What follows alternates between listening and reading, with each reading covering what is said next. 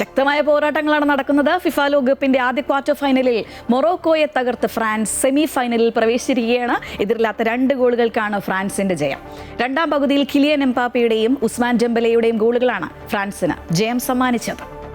കഴിഞ്ഞ ലോകകപ്പിലെ തനിയാവർത്തനം. 2022 ഖത്തർ ലോകകപ്പിന്റെ സെമി ഫൈനലിൽ ഇരു ടീമുകളും ഏറ്റുമുട്ടിയപ്പോഴും മൊറോക്കോയുടെ അവസ്ഥ ഇതായിരുന്നു. എതിരില്ലാത്ത 2 ഗോളുകൾക്ക് ഫ്രഞ്ച് പടയോട്ടം തുടരുമ്പോൾ സെമി ഫൈനൽ എന്ന മൊറോക്കൻ സംഘത്തിന്റെ സ്വപ്നമാണ് ബോസ്റ്റൺ സ്റ്റേഡിയത്തിൽ ഇന്ന് പൊലിഞ്ഞത്. മത്സരത്തിന്റെ ആദ്യ മിനിറ്റുകളിൽ തന്നെ ആധിപത്യം സ്ഥാപിച്ച ഫ്രാൻസ് മൊറോക്കൻ പ്രതിരോധത്തിന് കടുത്ത വെല്ലുവിളിയാണ് ഉയർത്തിയത്. ആദ്യ പകുതിയിൽ സൂപ്പർ താരം കിലിയൻ എംബാപ്പയുടെ പെനാൽറ്റി ഉൾപ്പെടെയുള്ള ഷോട്ടുകൾ തടുത്തിട്ട ഗോൾ കീപ്പർ യാസിൻ ബൂണോയാണ് മൊറോക്കയെ രക്ഷിച്ചത്. രണ്ടാം പകുതിയിൽ ഫ്രഞ്ച് താരങ്ങളുടെ തനത് ശൈലി പുറത്തെടുത്തതോടെ മൊറോക്കൻ പ്രതിരോധ നിര പതറി.